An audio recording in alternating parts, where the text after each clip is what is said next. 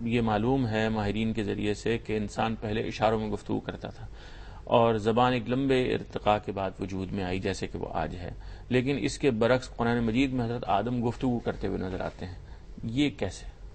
یہ ثابت نہیں ہے، قیاسات ہے محض. یعنی شروع میں کیا اشاروں کی کیا نوعیت تھی؟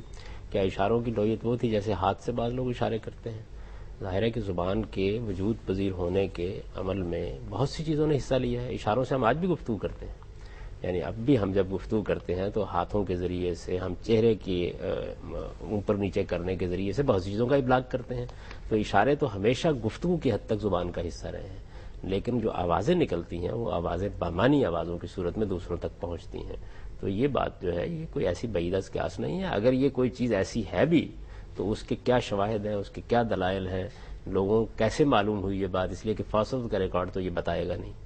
جو ہمارے پاس تاریخی ریکارڈ ہے وہ 5-7 ہزار سال سے پہلے کا نہیں ہے. کیا بنیاد ہے اس کی؟ پہلے تو یہ بتانا چاہیے.